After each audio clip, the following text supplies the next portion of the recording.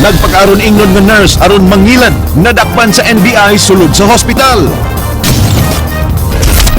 Adlaw-adlaw na ang pagpanuli sa Sugbo, labing ulahi nga biktima gasoline station sa Mandaue. British national gidakop tungod kay adunay kauban nga duha ka minor de edad nga babae sulod sa iyang hotel. German national gidakop tungod sa pagkikilawas sa mga minor de edad sa Cordova. Alyansa sa Team Rama sa Konseho nagkatipak na.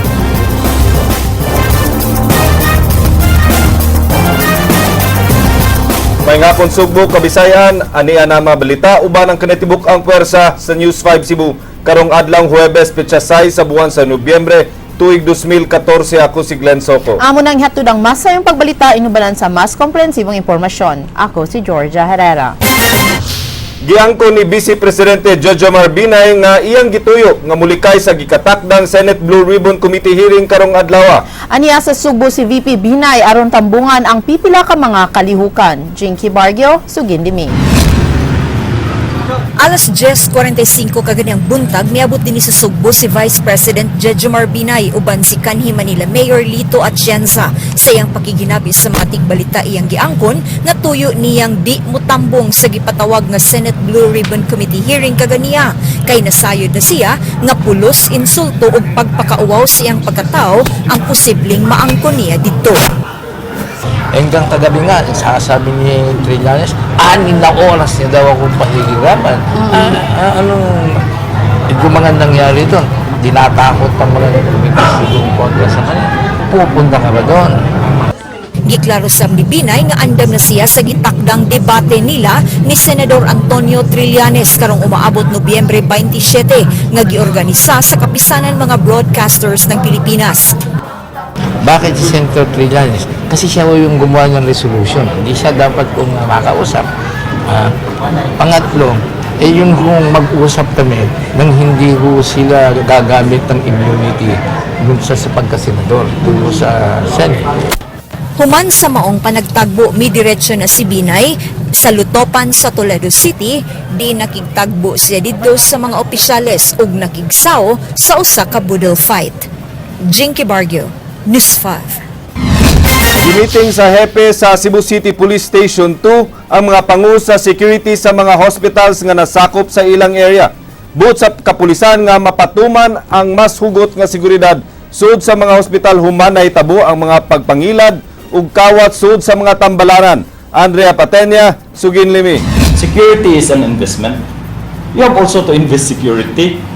Sakop sa iyang police station ang kadaghanan sa mga tambalanan sa dakbayan sa Sugbo. Gisugyot ni Chief Inspector Wildemar Chu ang pag-implementar og ID system aron di makasud ang mga medical staff gikan sa laing tambalanan nga YID. Nadakpan ang nagpakaaron ingnon nga nurse nga usa ka Raymond Lequin alias Ryan Enriquez sud sa Visayas Community Medical Center. Adto niya gipakigkitaan ang iyang mga biktima nga online sellers sa ilang mga telepono ug dayon nga sibat nga way bayad. Giangkon sa Internal Security Officer sa Community Hospital nga duna sila'y nahimong security lapse ug nakasudra si Lequin sa ilang emergency room. Karon mo bitaw karon si Chief so meeting na mo kay para gyud kinahanglan gyud og kanang ID i-implement yung ID kay tinuod mo gyud relax mo sa gyud. Wala kato siya, nagtuusan siguro itong nagbalik niya, nga kato, trabahante ito siya, naas gitong tinuod. Okay, kato, ug na ito, ay, di mahibaw mo ito, di manita ka community, nga ano maning, ano ito, kaya nag-uniform mo gito siya. Mato ni Jonathan Bacon, di kini ang unang higayon nga dunay mga kawatan nga nakasud ug duna say pagpangawat nga nahitabo sud sa mga private rooms. Gisugyot usab sa mga pulis nga ilisan og maayong klase ang ilang security cameras ug ibutang kini sa eye level position alang sa facial recognition sa tanan nga musud. It need to be evaluated and checked that there will be a visual facial recognition. Kanang maklaro bitaw dili kanang murag shadow ra ang nakita na tao. Gihangyo sila sa kapulisan nga sila na mismo ang mo-report sa pulis sa mga panghitabo ug di nahuwaton nga ang pasyente pa ang magpa-blotter. Gisugyot usab ang pag-appoint og spokesperson sa matag ospital aron maoy mo atubang sa mga tigbalita. Gawas sa seguridad, gisuta sa Michu ang disaster response preparedness sa mga ospital nunod sa nahitabong pagkasunog sa Cebu Doctors Hospital. Paimangno sa kapulisan ngadto sa management sa mga hospital nga kung mupahigayon sila og fire or earthquake drill, di kini nila buhaton nga sila lang, kay importante nga makig-alayon sila sa uban pang mga ahensya sa gobyerno aron nga ma-reenact gyud ang tinuuray nga senaryo sa pagresponde sa usa ka sunog o katalagman. You cannot do your drills alone. Only your hospitals, kamo-kamo lang the drill because it involved everybody. Pag drill ninyo, it includes traffic. So there should be SITOM. It includes the police who will secure the area and also handle traffic.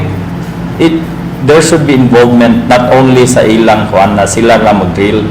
Gipahibaw sa representante sa Cebu Doctors Hospital nga di pa maka-operate og balik ang nasunog nga hospital hangtod na masuta nga luwas na kini nga gamiton.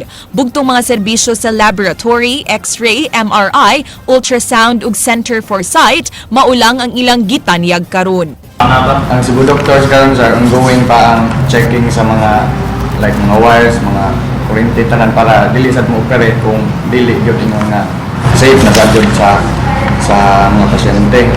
Andrea Patenia, News 5. Mayor sa Dakbayan sa Sugbo nagdahom nga masulbad ang pagbaha sa Dakbayan bisan og gibabagan sa konseho ang kwarta alang sa proyekto niini. Sa botasyon kagahapon namatikdan nga aduna nay kausaban sa alyansa sa mga partido diha sa konseho. Leslie Caminadi Vistil, Sugin Limi. Alang kang Mayor Michael Rama di mahimong babag sa pagsulbad sa baha sa Dakbayan ang pagbabag sa konseho sa budget nga ilang gigahin alang niini. Matud ni Rama, aduna siya'y laing option. I will never stop until what I believe is should be done. That as Peter Drucker have said, what is planned gets done.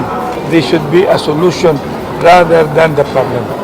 Matud sa mayor, gikinahanglan nga dili manago ang mga konsehal nga may babag sa ilang budget para sa pagsulbad sa baha kung mureklamo ang mga tao sa maong problema. They're old enough, and if something happen in the future, do not hide. Do not hide. Kagahapon wa aprubahi sa mayoriya sa konseho ang 70 milyones pesos nga budget alang sa dredging sa kasapaan. Ang kaalyado sa mayor nga si Konsehal James Cuenco may abstain, samtang si Konsehal Mary Ann de Los Santos wa mimbutar atol sa pag-approve sa flood emergency project budget. Si de Los Santos gikataho nga nang luod human gikasab-an ni Rama, samtang si Cuenco gituhuan nga mihinay-hinay og biya sa ilang pundok. They're just like me. When I was a councilor, if there are things that I am not convinced, I stand. And I respect them. Pero if you're going to make a stand, you don't know what you're talking about, you cannot have any justification, you will also be answerable. Leslie Caminadi Vistil, News 5. Ubay-ubay nga mga proyekto ubos sa Cebu City Engineering Office ang wa pa malihok nga gihinay-hinay na og implementar aron di na sab maabtan og laing tuig. Mubalik si Leslie Caminadi Vistil. Gitugan ni Cebu City Engineer Jose Mare Poblete nga duna pay dulan 300 ka mga backlog nga mga proyekto sa syudad. Gipasabot ni ini nga ang maong proyekto ana-ana dihang miasumer siya sa maong buhatan. Hinungdan nga iya kini ginay-hinay og pagpatuman aron di na sa maabtan og laing tuig. Dugang ni Poblete, mukabat sa 600 milyones pesos ang budget sa maong proyekto.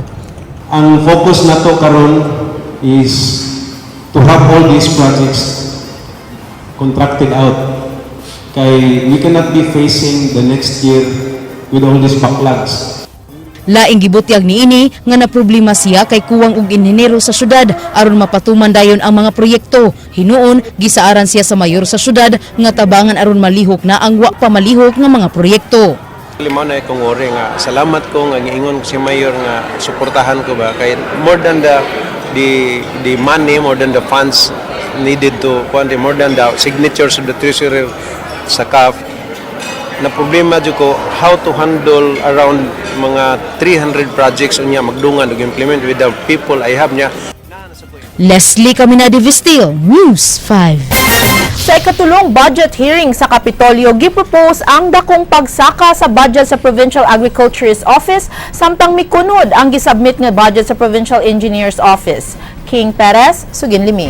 Atong theme sa atong FSTP Congress. Ang provincial agriculturist ug provincial engineer mi presentar silang proposed budget sunod tuig sa budget hearing sa Kapitolyo. Misaka og 21 milyones pesos sa gipropose nga budget alang sa provincial agriculturist office. Kinabagan sa budget, gigahina alang sa pagpamalit og bagong mga kahimanan alang sa pagpangisda ug training programs alang sa mga mag-uuma. Samtang mikunhod og 4 milyones pesos ang proposed budget sa Provincial Engineering Office. Matud nila ang mga dagkong proyekto sama sa pag-ayo ug pagtukod og mga daan, ingon man ang pagpalit og mga heavy equipment ubos sa annual investment plan sunod tuig.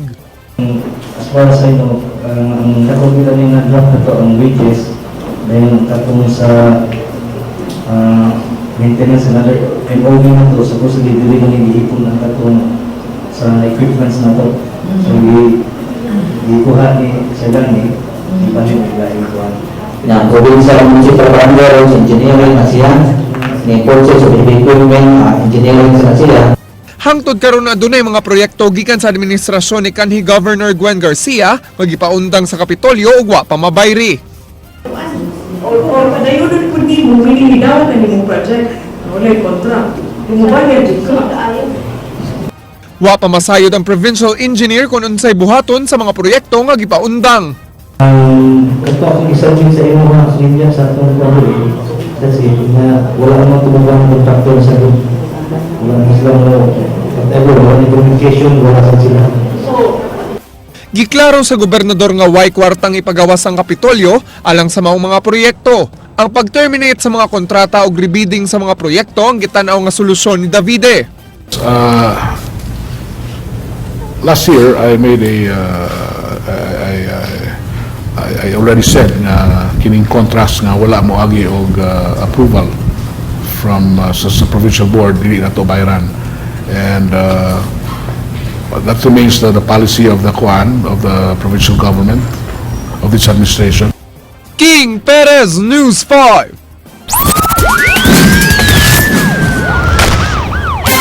Human ang kapin duha ka buwan nga pagmonitor, gidakop sa kapulisan sa Cordova ang usa ka langyaw nga giingong makighilawas og mga minor de edad sa ilang dapit. Naluwas atol sa pag-serve sa search warrant ang 14 anyos nga babay uban sa iyang inahan nga gituuhang mao'y nagbugaw sa iyang anak. Ray Pasaporte, Sugin Limi. Nagtabon sa iyang naong ang German National Sud sa detention cell sa Cordova Police Station. Human gidakop kagahapon sa hapon. Giila ang langyaw nga si Detmar Munig alias Temi, 65 anyos. Gingong makighilawas si Temi sa mga minor de edad sud sa iyang Pinoy-anan sa Barangay Gabi. Hinungdan nga gireklamo og gidakop kini pinaagi sa search warrant in violation of human trafficking. Girescue sa kapulisan ang 14 anyos nga babay uban sa inahan niini nga 31 anyos. Yes sir, nakuha na to nga naay minors inside sa iyang residence.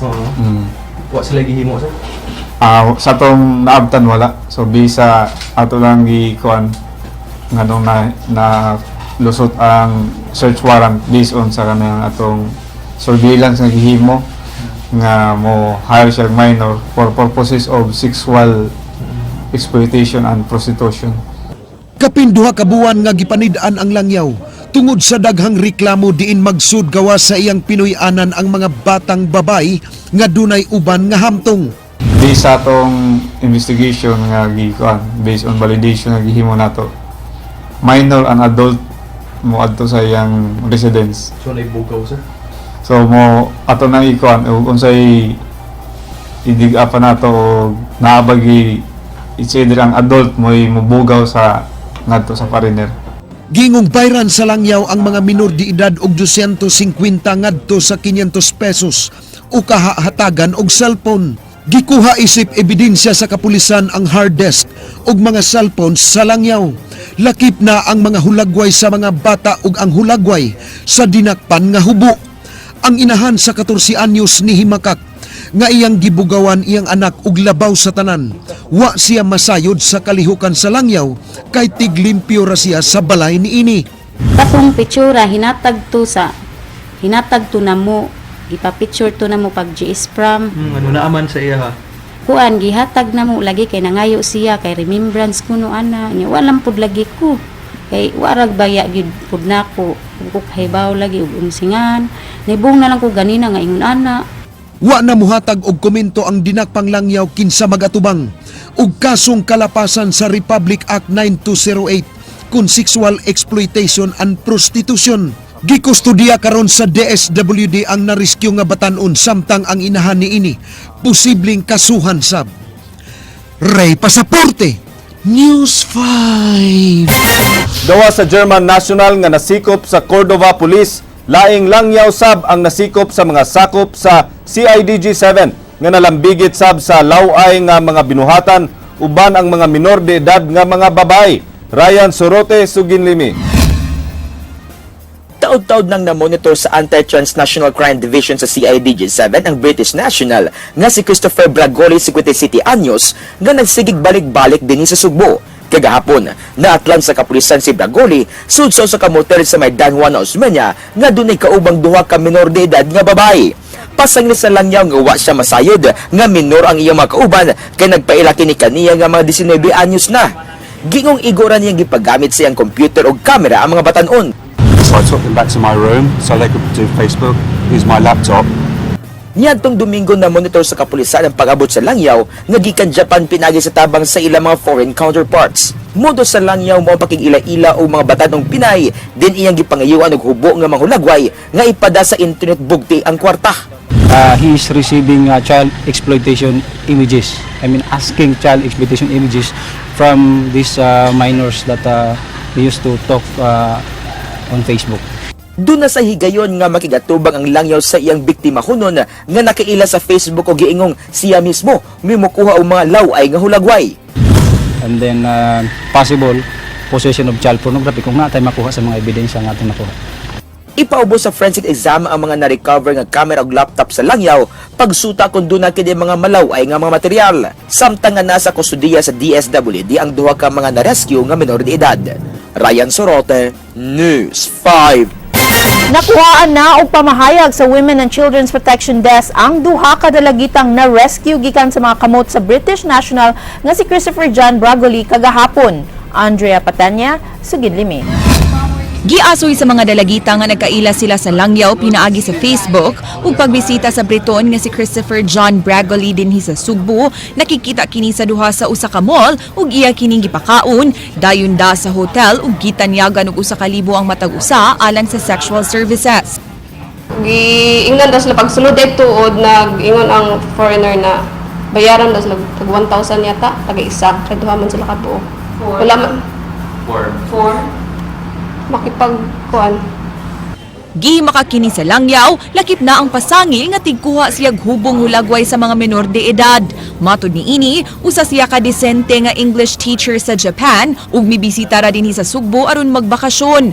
Dugang niya nga gidara niya ang mga dalagita sa hotel aron ihatag ang mga lotion nga ilang gipangayo. No. That's not true. No. That's not true at all. No, it's impossible. I've never done that in my life. Wa pa ma-inspeksyon sa Anti-Cybercrime Group ang laptop ug cellphone ni Bragoli kung doon na ba kini mga hubong hulagway sa mga babay kay naguwat pa silang pagtugot sa korte. Gitrace sa sab nila ang mga gitawag nga actors kung kadtong mubugaw og mga babay ngadto sa langyaw. Gihulagway sa Anti-Cybercrime Group nga alarming na ang kaso sa human trafficking dinhi sa Sugbo. Gani, doon na pa sila gimonitor nga napu ka mga langyaw nga nalambigit ni ini. I admit tagahan. Kasagaran na adiri sa Cebu. Cebu province, and some are coming in and out of the country. Ang modus nila is to have friends on social networking sites. Kasagaran gud ilang mga amiga is mga bata. So we are monitoring them also online. Paimangno nila nga to sa mga ginikanan nga bantayan gyud ang internet consumption sa ilang mga anak aron malikayan nga mabiktima sa cyberpornography. Gibaharan sa nila kadtong mga ginikanan nga mukonsinti o mutukmod sa ilang mga anak sa pagpost og hubo sa internet aron makakwarta. So kung ma-find out nato nga apil ang parents ani, apil nato sila kasuhan. Samtang padayon ang pagigtagbo sa kapulisan sa mga tagduma sa mga hotels o pension houses aron paimangnuan sila nga i-report dayon kun dunay mo check-in nga mga langyaw nga magdaog mga menor de edad sa ilang mga lawak. Hilabi na sa area sa Cebu City Police Station 2 nga dunay daghang hotels nga nahimutang. And they have to be very kuansad sila na pangutan na ba. So sama sa katong nahitabo gahapon na kuyog niya minor de edad. So they have also the right to ask question. Pangutan-on nila kinsa nimo kuyog, how are you related to him, and try to, if kuan maikog sila, they can request ID, some identification, no? Andrea Patenia, News 5. Gipaabot lang ni Vice Governor Agnes Magpale nga mudangop kaniya ang mga batanong babae nga biktima sa pagpahimo sa mga langyaw sa duha ka managlahing operasyon kagahapon. Si Magpale kinsa moy pangu sa Provincial Women's Commission and Provincial Council for the Welfare of Children nagkanayon nga nagpamatuod lang nga padayon pa nga naglihok sa lalawigan ang mga himuslanong langyaw. May pasalig sab kini nga mas paligunon ang mga kasong ilang tabangan paglikay nga mahisama sa gidangatan sa kaso ni Ella Joy Pique. Paghapon. So while we always respect our networks, but og mangayo og tabang nato, we will also be there. Like right Habal driver ug mga mulupyo duol sa Dalan Duterte, Barangay Banawa, Guadalupe. Ganihang pasado alauna sa dihang nagpakitabang ang usa ka kolektor sa lending nga gitulis sa usa ka lalaking nagmotorsiklo. Nagsuwat nga tungtungura sa iyang nakolekta sa usa ka tindahan sa Maong Dapit ang biktimang lending collector na si Ronald Soria. Dihang miabot ang usa ka lalaking nagmotorsiklo nga naghelmet ug gidulitan siya og arma sa iyang kilid. Wa kini nahimo, mao nga iya na lang gihatag ang sud sa iyang bag nga 600 pesos na kwarta nga mao iyang nakolekta uban sa iyang cellphone. Giulagway nga niwangon ang maong tulisan samtang ang iyang motorsiklo color itom ug puti ang gitabunan ang plate number. Padaw mo pagsuwat na, doon pagkanan ako sa kilid, na may armas na siya ambi mong bag. Di, yatag na akong bag, akong bulsa, kitapkan ako ng kwarta, cellphone, tuwa dito. Naku, king amigo. Sikit mo din, ako gimugo, kumidyahan siya ba? Pag sikit niya, patanaw, namin atmas mo din, hindi na gusto mo din, kay yawan ko mo, namin atmas na. Laing gasolinahan sa Dakbayan sa Mandawi na biktima sa pagpanulis kagabi. 20,000 pesos ngalin na dagit sa duha ka armadong tulisan. Ryan Sorote, Suginlimi. Alas 6:18 kagabi makita sa CCTV footage ang pag-abot sa motorsiklo nga dunay sakay nga duha ka nag-helmet nga mga lalaki dinhi sa Star Oil gas station sa Highway Barangay Tipolo, Dakbayan sa Mandawi. Nagpatubli sila 50 pesos. Pipila ka gutlo, kalit nga giduol sa duha ang security guard nga si Giovanni Malabago o binis-anmahan sa iyang service shotgun. Wa na makasukol ang gwardiya diyang gitiunan o gibaharan nga patyon. Gitiunan sab ang pamboy. Isog nila. Asa, aglihok do nga. Gameng sipyat mo. Rahan di ka. Lingkod ya, lingkod rasad ko sir. Muna og sukol nga na naman diri ang sumbuhan sa kong kilid. Sukol pa ka nga imong naman kinabuhi ang kuansad. Sa pikas anggulo sa CCTV, makita ang pagsud sa usa ka tulisan sa cashier's booth o gitiunan og revolver ang attendant o gikuha ang dulang 20,000 pesos nga halin. wala ko, naman siya pistolan, iyan ang pagituunan dari sa kilid na ako. Nangurog naman ganay ko. Human makuha ang kwarta, daling ibalik og sakay sa motorsiklo ang mga tulisan o misibat dala sab ang shotgun sa gwardya. Nauman ang pagpanulisod lang sa 2 minutos. Apan milangat og 10 minutos una pa kini na report sa kapulisan kay unang gitawagan sa gwardya ang iyang agency. Unsa ang pagtawag sa kuan? Kaya ko inspector mo ang giun nagtawag ka diyon ba?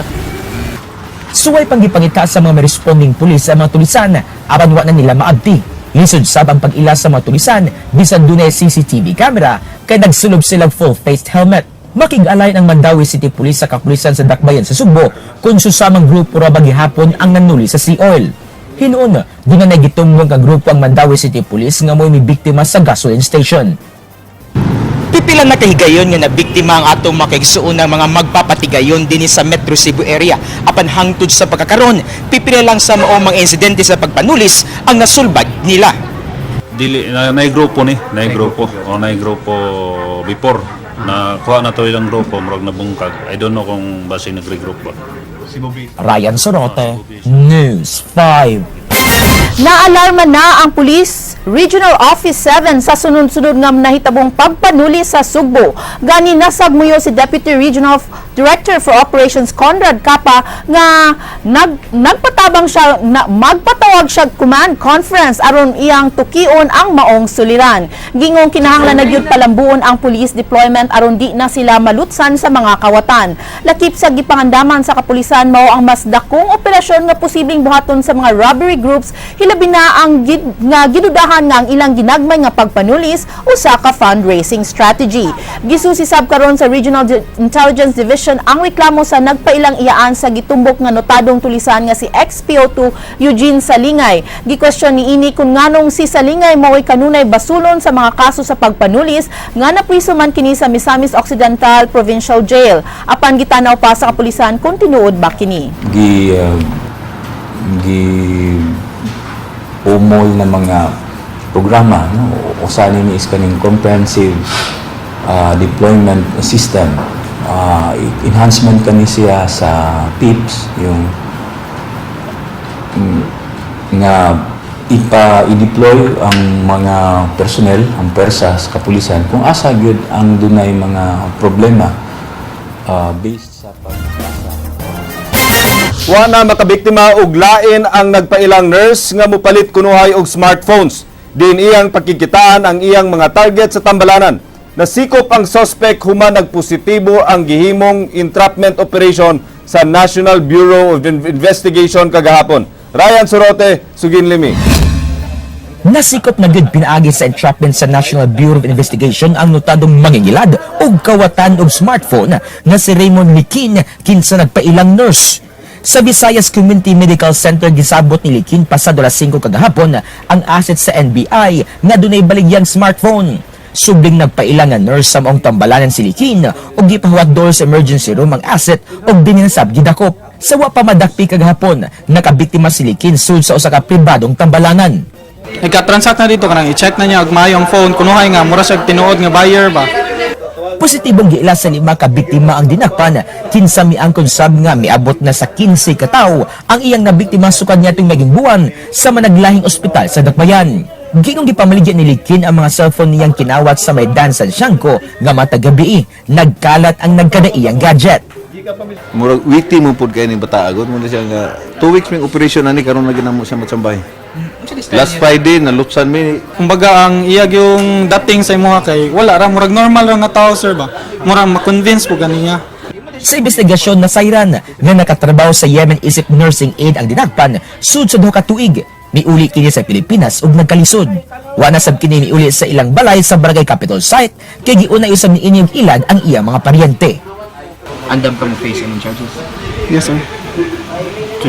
For jail time, ready po to? Wala ko nagmang sa jail time sir pero kinahanglan sa dulo bayaran sir.